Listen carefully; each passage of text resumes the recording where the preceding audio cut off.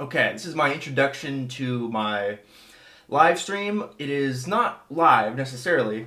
You will be watching it in real time as it's being streamed, but this next hour or so is a compilation of me playing some solo guitar in my room here, and also a clip of me playing duo with Tony McClung that we did in April that I thought was really cool, of a Stevie Wonder tune, "You Are the Sunshine of My Life," and also a duo recording of an original song I wrote and performed in February when I did my Escape to Create artist residency in Florida. So, I just want to say it's a really important time right now to just really listen. Listen to your neighbors, listen to your friends, listen to those speaking on behalf of silenced voices in particular. And I'm talking about people who have been killed, not just by police brutality, but by systemic white supremacy over the past 400 plus many years. So I did want to read a poem about race by my great grandfather, who was African American and Cuban. And he was a poet, and he went under the name Rex Sebastian. That was his pen name. And my time in Florida, I spent writing a lot of music inspired by his poetry that I was going to premiere in May at Dick's Den with my trio plus an orchestra. Some of you may have saw that show that I did last year, the same instrumentation. Unfortunately, it had to be canceled, of course, but I will definitely be rescheduling and getting that music out there, because I think now even more than ever it's important to get his words out there and my own music supporting it. So this poem is called Call to Colors. White folks, black folks, they're just alike, except in the color of the skin. 'Cause one is black, the other white. Ought make no difference from within. The trouble is, both man for man, is that some just don't understand that being black or being white ain't no reason for them to fight. So this fuss about color is way too thin and can't go deeper than the skin. For the Lord and that great power of his made both the Americans the way they is. Pretty awesome stuff. You will hear me playing Body and Soul, the old standard Ruby My Dear by Thelonious Monk, and I played two originals. Excuse me. One is called The Scrapbook of Life, which is the title of one of my great-grandfather's poems, and the other is entitled The Whispering Gallery. And then, like I said, you'll hear the You Are the Sunshine of My Life, and also another one inspired by my great-grandfather's poetry called Behind But Close to Me. And you also see kind of a random assortment of me just kind of reporting on some police abuse or cases against police officers in our own city that I think were important to highlight. Not only about race and violence, but also some other sexual allegations and just instances where there's a lot of civil lawsuits and charges that happened, but the officers kept their jobs, stuff like that. And then I also kind of dive into our own police budget and the disparity between that and other departments. And I also go into, there was a report made by the Matrix consulting firm that was hired by the city to kind of give some guidelines and some recommendations for the Columbus Police Department moving forward. And I just talked about a few other things. So it's not your traditional live stream. That's all I'll say for sure. All my proceeds, you donating, will go to the Columbus Urban League. I talk about them later, but they are, a well-storied institution in this city for over 100 years, I think, and they're in the top 5% affiliates of the Urban League across the country. So they do a ton of good, and it's just going to be a great organization to know that your dollar is going to go to some real change, consistent and reliable. So, without further ado, hope you enjoy.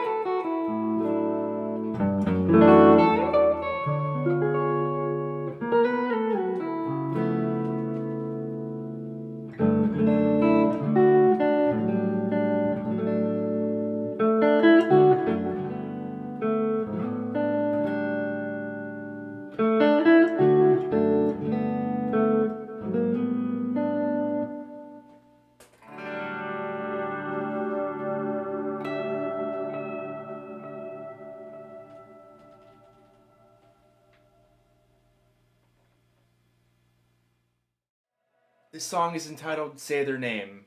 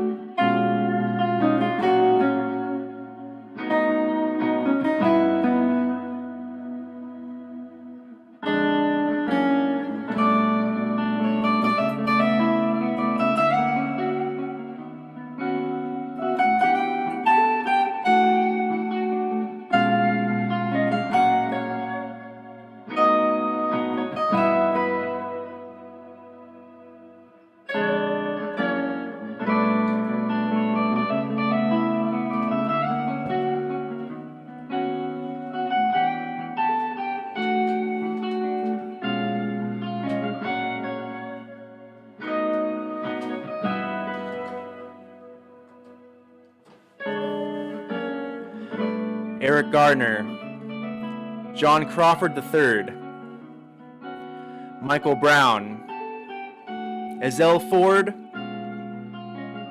Dante Parker, Michelle Cusseau, Laquan McDonald, Tanisha Anderson, Akai Gurley, Tamir Rice, Rumain Brisbane, Jerame Reed, George Mann, Matthew Ajibade, Frank Smart, Natasha McKenna, Tony Robinson, Anthony Hill,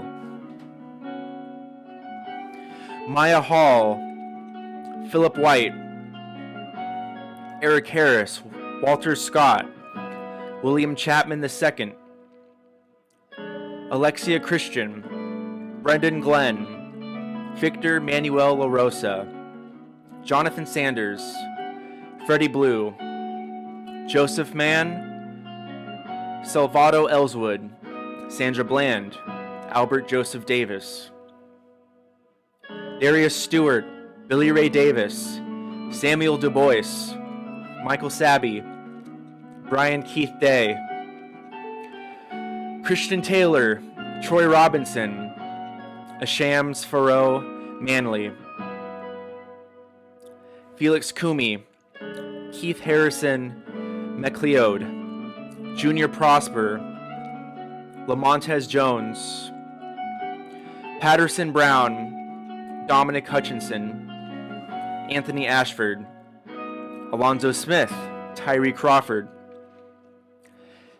India Kager, Levante Biggs, Michael Lee Marshall, Jamar Clark, Richard Perkins, Nathaniel Harris Pickett, Benny Lee Tignor, Miguel Espinal, Michael Knoll, Kevin Matthews, Betty Jones, Quintonio Legrier, Keith Childress Jr., Janet Wilson, Randy Nelson, Antroni Scott, Wendell Celestine, David Joseph, Callan Roquemar, Daishawn Perkins, Christopher Davis, Marco Loud, Peter Gaines, Tori Robinson, Darius Robinson, Kevin Hicks, Mary Trujillo, DeMarcus Semmer, William Tillman, Terrell Thomas, Sylville Smith, Alton Sterling,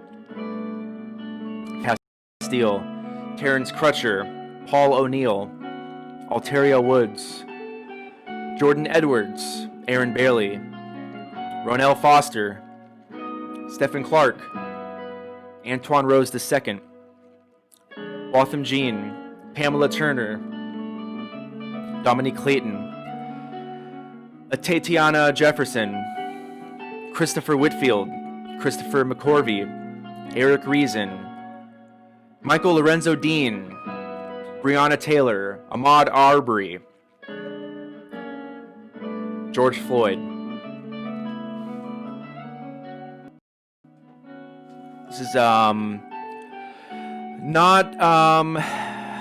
even all the names, but it is a pretty good, pretty comprehensive list, at least, of black men and women that have been killed in police brutality cases. A lot of them unarmed, certainly unjustified given the crimes that they were supposedly committing at the time. I think Tyree King was omitted from this list, but he was a 13-year-old Columbus boy who was shot and killed by the police a few years back, I think in 2013, if I remember. So, yeah, just saying those out loud definitely kind of puts some gravity to it when you really say their names. I think that movement is really strong, just saying their names, giving them a voice when they don't have one now. We are their voices now. So I hope you take the time and just say the names yourselves. Just sit at home, say their names, or lie down on the ground for 8 minutes and 59 seconds. I was at the State House a couple days ago, and one of the protests, one of the things the protesters have been doing, have been laying down with your hands behind your back, face down on the ground for 8 minutes, 59 seconds. When you're down there, it seems like an absurd amount of time. It's awkward, it hurts, and I can't even imagine what it would feel like to spend those same seconds and minutes fighting for my life and absolutely scared and not knowing whether I would wake up again. And unfortunately, in George Floyd's case, he didn't. So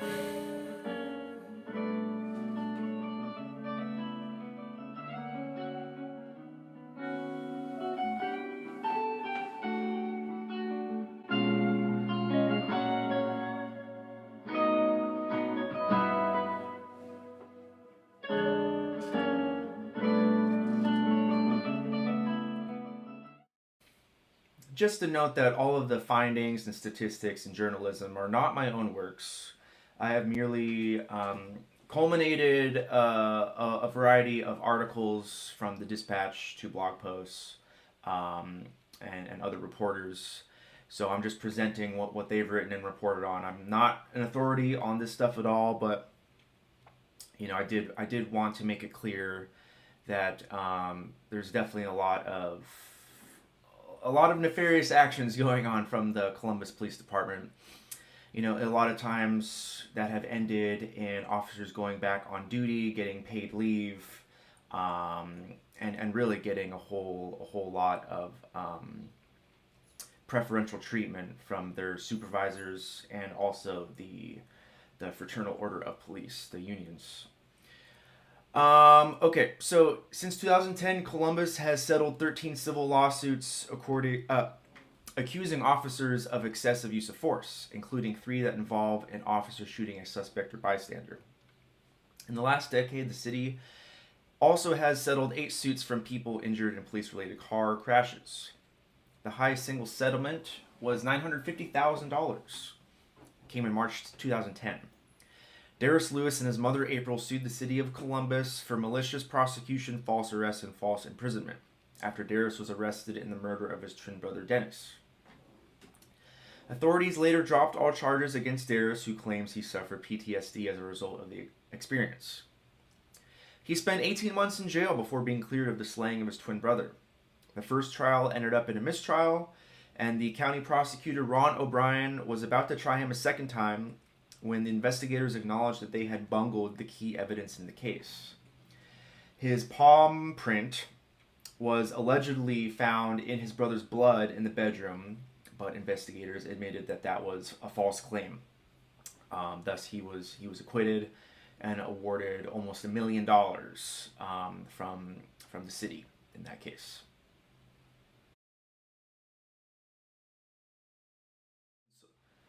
In 2019, the Matrix Consulting Group, located in Florida, was hired to do an extensive report on the Columbus Police Department. They're hired by many police departments across the nation to just look into the spending and practices and all sorts of stuff. So it was reported that a significant disparity of use of force was used against minority residents. The consultant reported that about half the police division's 438 incidents involving use of force in the year 2017 were directed against black residents, who make up just 28% of the city's population. There was an internal employee survey that showed 29% of respondents witnessed discrimination in the previous 5 years, and 20% had personally experienced discrimination in those 5 years. But 70% of respondents who were black said they witnessed discrimination, and 30% of respondents who identified as black said they had witnessed an officer discriminate against a member of the public. So, although the overall number of discrimination was about 30% among the black respondents of employees of the Columbus Police Department had seen discrimination. 70% of those. So that's pretty high, very high. The organizational structure of the Columbus Police Department, the upper structure, is entirely white. There's 7 senior deputy chiefs, and only one of those is a woman. In that same report from the Matrix Consulting Group, they list specific comments and things that the community wanted in specific areas. They went around to Linden and German Village and Hilltop. I mean, all the major areas of Columbus, and they do bullet points about specific issues in those areas. It's really worth checking it out. The whole report is online in a PDF. But in Linden, I found a striking comment that said residents are concerned and frustrated that they feel they have to teach their black children do's and don'ts on how to interact with the police just to stay alive or safe, when parents with white children do not have to do this. Black officers in the Columbus Police Department make up just 11% of the force, about a little less than 200, about 200 or less. Since 2017 to now, that has increased by only 10. There's only been 10 black officers hired within that's 3 or 4 years now. Meanwhile, it's not because of a lack of interest. In 2018, 502 black residents applied for the Columbus Police Department, but less than 20 were qualified. I can't speak to the nature of how applicants are screened or the vetting process, but that does seem like an interesting number for sure. According to a civil complaint, James Barber was shot by CPD officer Bobby Schoolcraft on November 13, 2013, while Barber was staying at American Best Value Motel on James Lutheran Lane in Columbus. Barber lives in Hamilton, Ohio, and he was staying in Columbus for a contracting job. The shooting allegedly happened as Barber was helping a co-worker who was threatening to cut himself or commit suicide with a knife. Officer Kelly Yeager told Barber to freeze while pointing a gun at him. Immediately following that statement, Officer Bobby Schoolcraft fired one shot at a non-resisting, non-aggressive Barber. He was shot in the right shoulder. Barber sued the city of Columbus and those officers, and the chief and the contractors, his employer. The complaint, filed in 2014, cites excessive use of force by officers, failure for the city to follow directive for the procedure for responding to calls for service dealing with mentally ill individuals, failure for the city to conduct a meaningful investigation when faced with conflicting versions, thereby ratifying the shooting of the plaintiff, failure for the city to properly train and supervise officers, and wrongful and negligent hiring by the contracting company. An internal affairs investigation found that Schoolcraft broke police division rules division rules, and he was suspended for 120 hours for each policy violation. The suspensions ran concurrently, and Schoolcraft used vacation time to fill those up. He now works at the police information desk. In an unrelated incident, in February of 2016, this officer Schoolcraft pled no contest to paying $40 for sex with a local area prostitute. He was found guilty of 1 count of prostitution and 1 count solicitation, and he was ordered to complete John School. This John School is a 1-day education course that aims to rehabilitate first-time offenders who are arrested for soliciting a prostitute and do not have a violent past. There are a number of Columbus police officers who have been found guilty of prostitution charges, and many of those, as you will see, have other complaints and civil lawsuits like this one.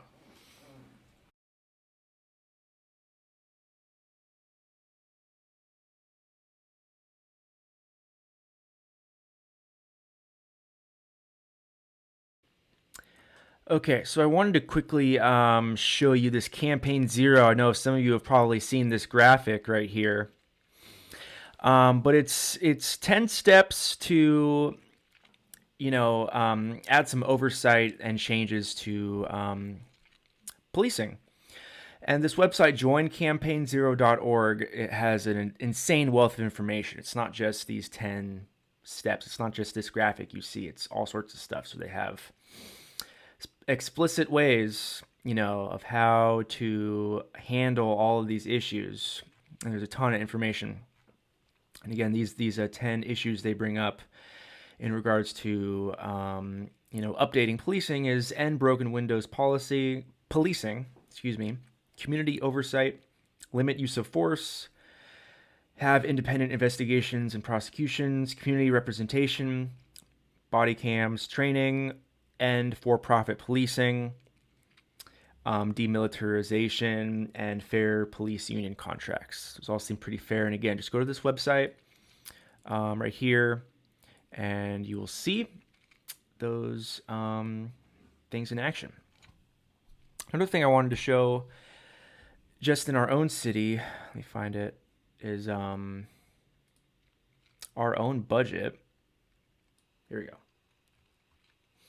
Okay, you can see the 2020 budget for police right here is $359 million.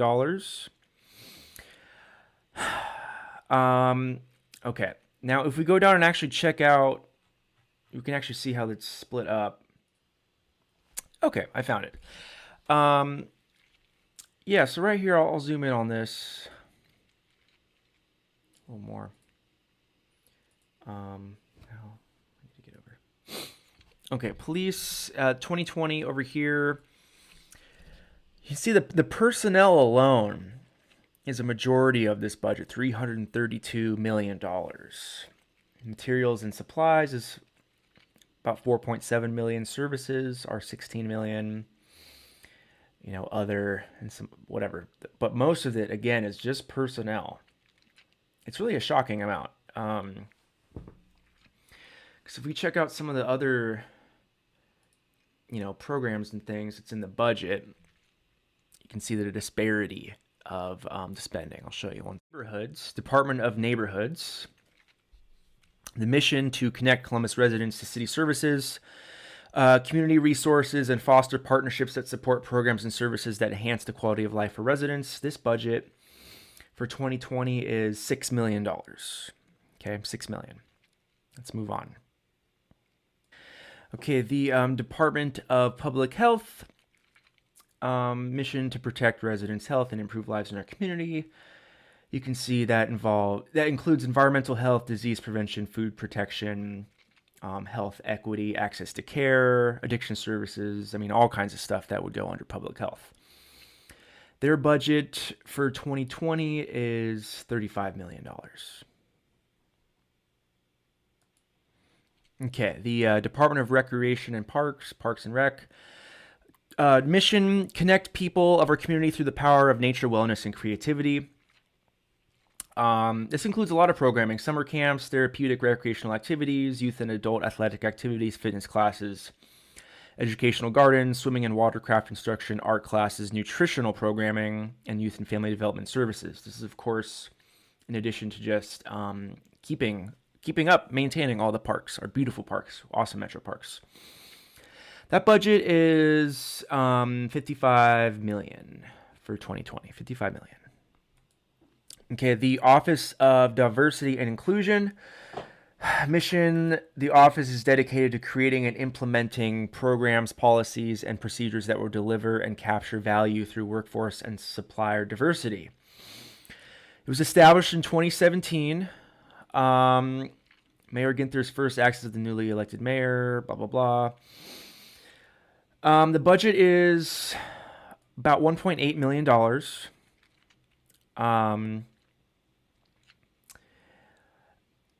2020 budget notes: the Office of Diversity and Inclusion's budget includes funding to facilitate diversity and inclusion initiatives that have implications across all city departments. To further advance the goals of the administration in this citywide strategic priority, the office has budgeted for 14 full-time positions. You can see some of the priorities for this year have been implement a diversity management software solution to enhance the office's tracking, monitoring, and reporting. Implement the first City of Columbus Diversity and Inclusion Leadership Symposium. Engage in efforts to streamline recruitment strategies and marketing to promote full-time seasonal internship opportunities for diverse applicants. A lot of good stuff here. But again, their budget is only $1.8 million. Okay, Department of Education. To enable all Columbus children to succeed in its vibrant and growing economy and to develop into highly skilled, creative, entrepreneurial workforce that will propel economic growth in the 21st century. The department will leverage the resources of the entire community to meet these goals. Let's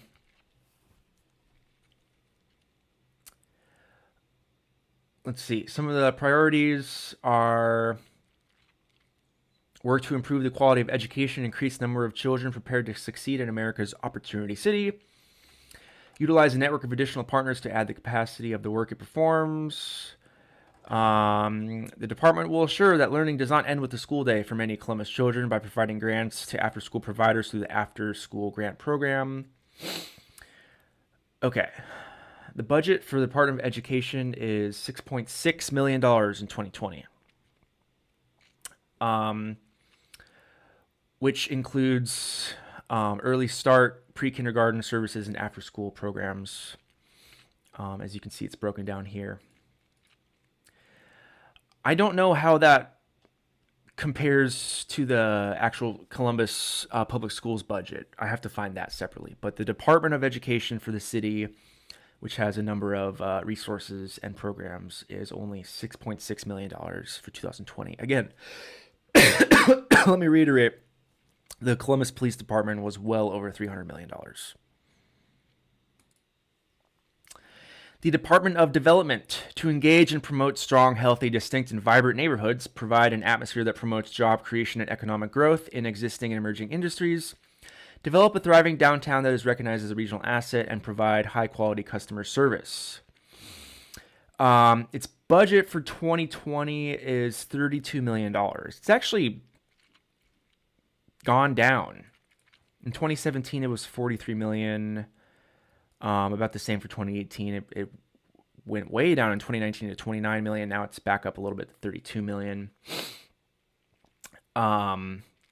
Strategic priorities: diversity and inclusion, exceed supplier diversity, hold 4th annual development supplier diversity procurement fair, increase workforce gender and racial diversity through the implementation of the department's diversity recruitment plan.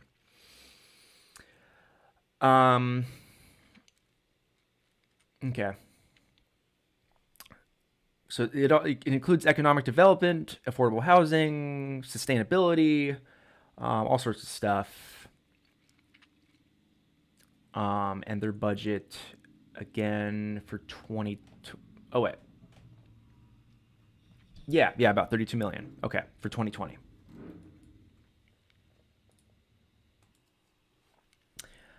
Okay, and just to go back to this the final report from the Matrix Consulting Group that was hired to,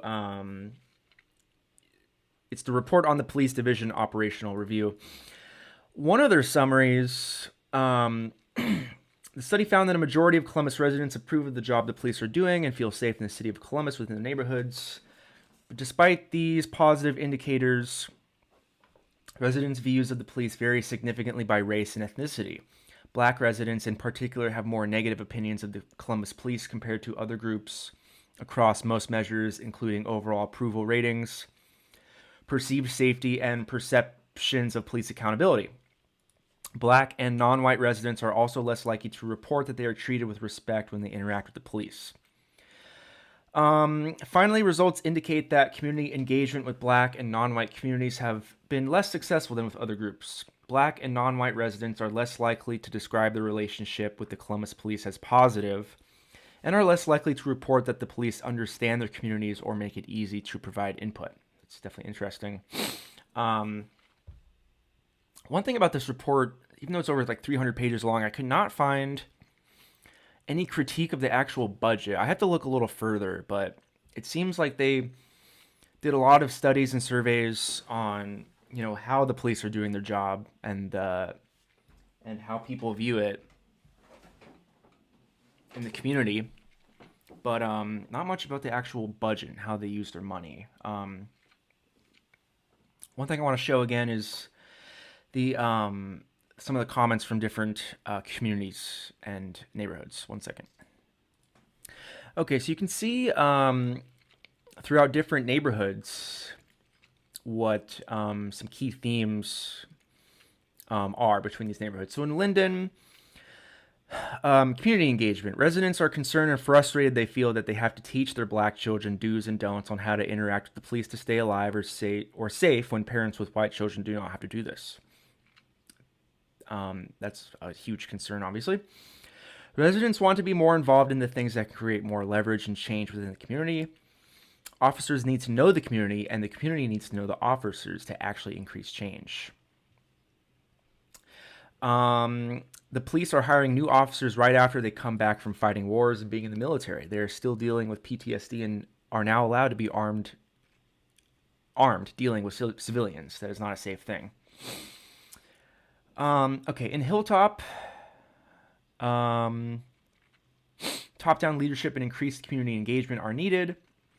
Police departments are understaffed. Increasing the number of precincts and widely spreading them will improve response times. Response times for the Columbus Police Department are slow across the board. Several residents expressed that wait times are 30 to 40 minutes at a minimum after a call is placed. Reports are inaccurate and or scrubbed and do not reflect actual events. This is interesting. In Clintonville, it said much of the conversation included higher level topics as residents have few interactions with police officers on a community level. Interesting. In Wineland Park, the relationship with the police is not good. There is a lack of understanding on both the resident and police side of the relationship. Police liaison officers are important, and more officers need to be engaging in the communities. Implement more social training and crossover of policing and social work fields. Driving Park, German Village, Marion Village. This is my neighborhood, actually. I'm in Hungarian Village, but I'm right around here. Key themes. Training. There needs to be more mandatory training surrounding culture, race, religion, immigrants, and self-care. Amen. Officers are bogged down with paperwork and are spread too thin. The department needs to create more efficiencies to keep officers on the streets. Again, these are, specific areas of Columbus that have these specific concerns, which I think is really interesting and good to look at. The Somali community. Officers need more diversity trainings and methods on how to work with non-native speakers. There needs to be more officers in Columbus that reflect the large number of these minority groups. Yes, again, I had found that only about 11% of the Columbus police force was African American, about less than 200 officers. So a lot of good stuff in this Matrix Consulting Group report. Another good part of this report, these are surveys within the police department, so employees. Discrimination and bias. Respondents were asked about discrimination and bias within the division of police. These questions focus on instances of discrimination that respondents have witnessed or experienced. About 29% of respondents have witnessed discrimination within the division. That's the total. But now when you split it up, said nearly 70% of black respondents said that they have witnessed discrimination within the division, as opposed to less than a quarter of white respondents. The following chart summarizes the volume of respondents who have witnessed discrimination by race, ethnicity. That is right here. This black bar is black respondents. And earlier it said that I think 85% of the respondents were white, 10% were black, and 5% were Latino and other. So you see that black is overwhelmingly higher than anyone else. It's at 70%. Again, these are employees, the police officers, also civilian employees. In addition, black respondents were more than twice as likely than white respondents to say they experienced discrimination. More than half of black respondents said that they have experienced discrimination within the division, as observed in the following chart. Right here. Discrimination within their own division. Black, you see this red bar of black respondents is, again, way above everyone else. Yep. At almost 30%, black respondents were much more likely to say that they have witnessed officer bias against a member of the public than white officers, as observed in the following chart. Wow, look at that. White respondents had 5% saying that they had seen officer bias, and black respondents were almost 30%. Looks like Hispanic was pretty high as well. And again, the other bars are negligible or a lot, or lower, just because there's so few. It looked like only 5%, or less probably was of the department is non-white and also not black. So Hispanic, Asian, Native American, Pacific Islander, and other. Okay. This is about the characteristics for the next chief that they'd want to see. Respondents as a whole are less concerned with sensitivity to diversity and a diverse background. But here's where it gets interesting. Management personnel care less about labor relations ability and big city experience than line staff. This trend was consistent across sworn and civilian personnel.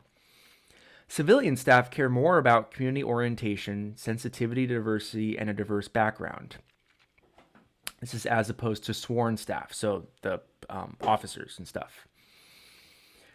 Preference for characteristics regarding community sensitivity and diversity differed by the subdivision.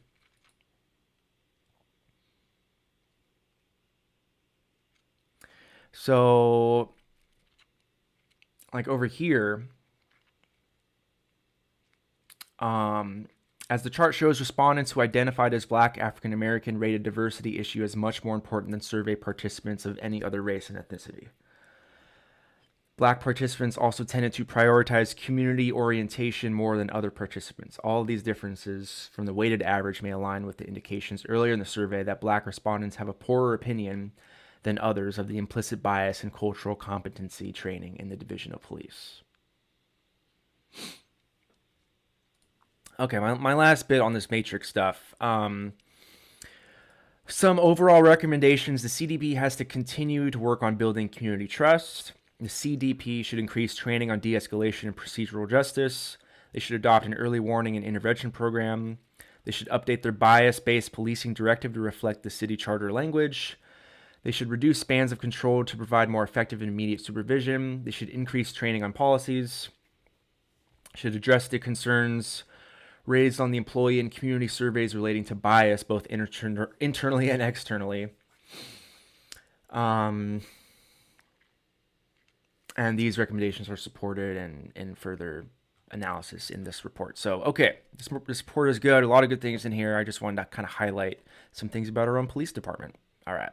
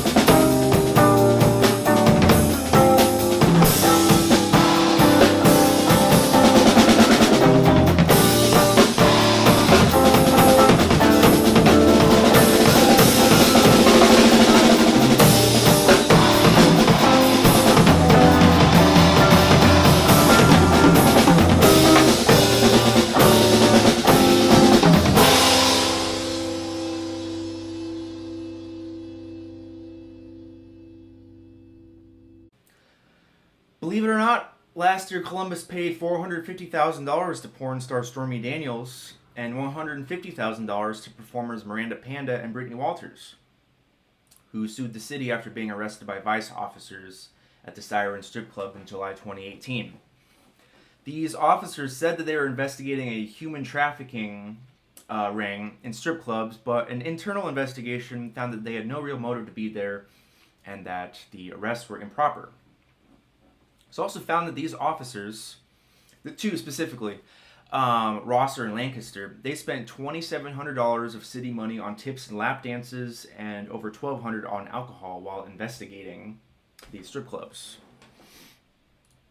So, both of those officers were initially relieved of their badges and put on desk duty, as well as suspended with pay. In separate instances, they also were paid a total of almost $100,000 while they were on their desk duty, their salaries. So in separate incidents after all of this, they are now facing federal charges, Lancaster and Rosser, for conspiracy to violate other civil rights and to commit wire fraud. Again, these are totally separate charges now. Federal prosecutors allege Rosser became involved in a physical altercation with a man outside a strip club in 2015 and later used the login credentials of a fellow CPD officer to create a false report against the man, alleging he made a threat on Rosser's life.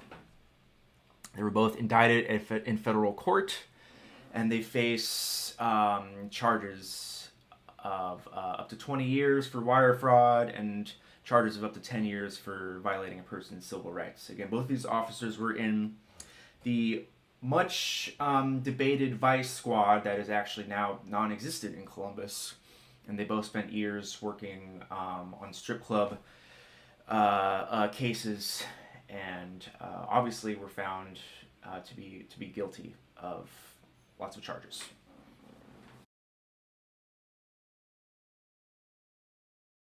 An incident in April 2017 was captured on cell phone video when Officer Zachary Rosen stomped the head of DeMarco Anderson, who had been arrested in Linden and was lying handcuffed on the ground. After the incident, Chief Kim Jacobs, the previous chief now, recommended a 3-day suspension for Rosen, but the Public Safety Director Ned Pettis overrode that decision and fired Rosen instead. So just keep in mind, the city of Columbus fired its officer. The Columbus City Council voted to approve a $30,000 payment to DeMarco, who was stomped in the head by Zachary Rosen. But now, in March 2018, he was reinstated. Zachary Rosen was reinstated after an appeal by the Fraternal Order of Police, leading to an arbitrator determining the penalty was unjust. He currently works as a zone investigator with the Columbus Police. Now, in a separate incident, Zachary Rosen was involved in a fatal shooting. And here is this story. Columbus police say that Henry Green, who was black, ignored commands by 2 white officers to drop his gun. Officers Zachary Rosen and Jason Bear were wearing plain clothes in an undercover car as part of the city's summer safety initiative. The CPD issued their version of the events. They said Bear and Rosen said they'd spotted Henry Green, Bub was his nickname, brandishing a gun and ordered him to drop his weapon. They claimed that he began shooting at them, so they returned fatal fire. He was shot 7 times. Now, Henry Green's friend, who was with him at the time, said this. They were walking towards the house where Henry Green lived when a white SUV with blackened windows abruptly swerved in their direction. From the car, 2 white men in casual clothes, one in camouflage cargo shorts and the other dressed in all black, jumped out with guns drawn.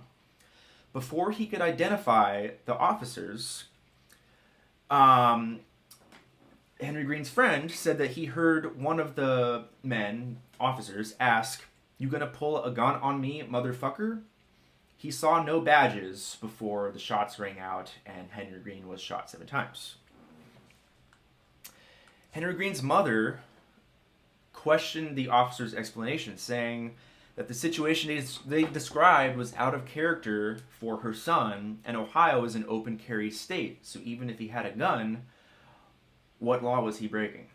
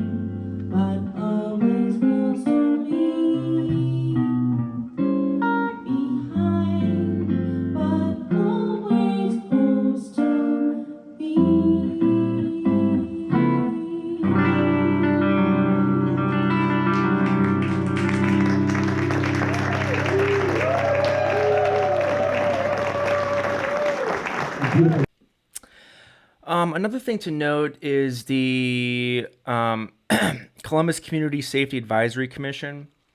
This was set up, I think, in 2018. Focuses on areas of de-escalation, crisis intervention, implicit bias training, use of force policies, diversity recruitment and retention, and early intervention and officer wellness programs. It's basically just a community board that kind of vets and gives input to the Columbus Police Department. This was basically in conjunction with that Matrix Consulting Group, and a lot of things were suggested.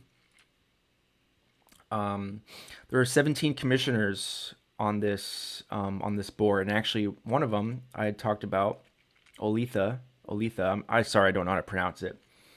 Who works for the Columbus Urban League, was one of the OSU students in 1991 that was actually beat by Michael Exline and was awarded almost $200,000.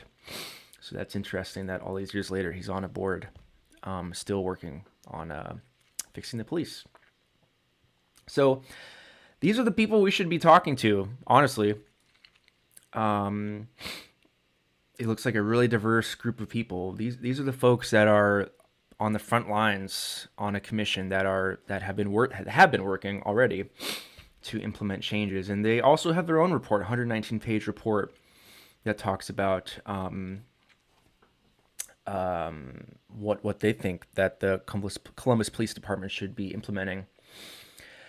I found in the 2020 budget that the mayor set aside a specific amount of money to actually implement the things that Matrix and this advisory board have put in place. So we'll obviously see what happens. And again, all these things that I brought up are not really related to what's been happening in the immediate. There's been tons of police brutality. If you go on Twitter, there's one every day, basically. A couple that show up every day.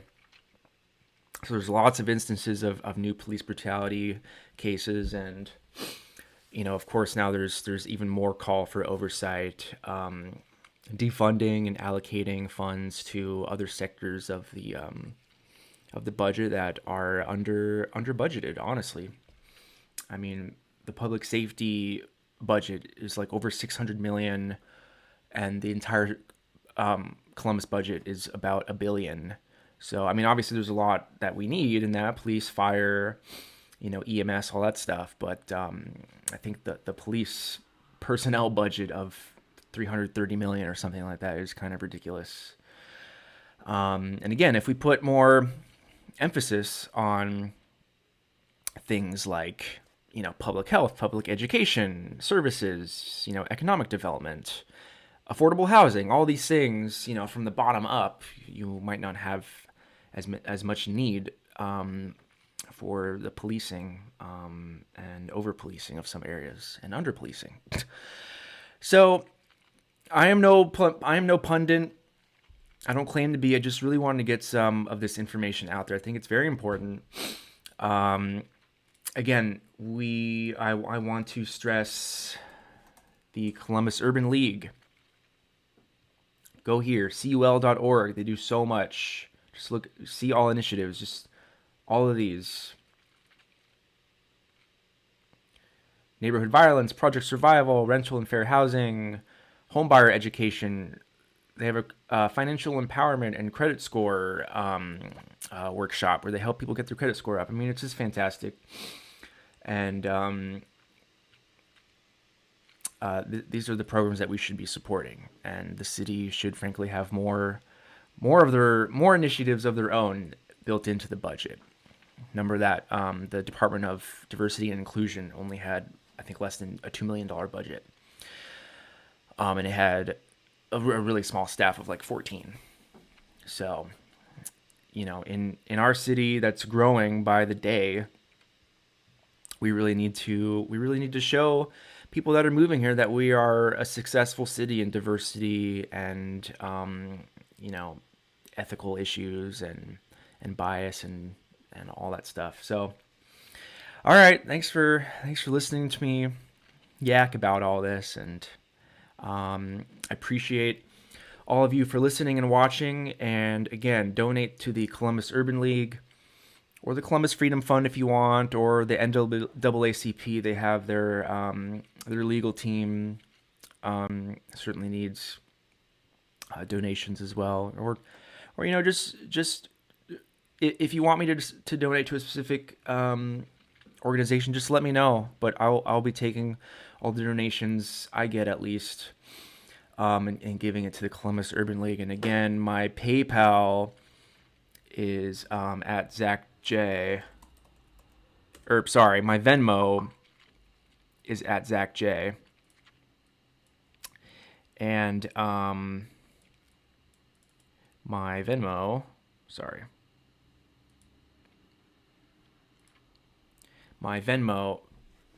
is at Zach J. Jeez. And my PayPal is at zachjonesguitar@gmail.com. I think Andy probably has this already as an overlay, but I'm just going to put it up here. So this is my Venmo. And this is my PayPal. And if you want to find an alternative way to donate, just email me at this website. Okay. Yeah. stay safe out there if you're able to. Go out and exercise your right to protest. It's also about talking to people. I really think that this is about just one-on-one conversations. I know it's overwhelming to think that I have to protest and read books and do research and listen to podcasts, and of course those are all good, but just focus on one of those things. Read one book. Read The New Jim Crow by Michelle Alexander. That's an amazing book, and highlights the disparity of black men in jail. Or books like The Color, or what was it? The Law of Color. The Law of Color.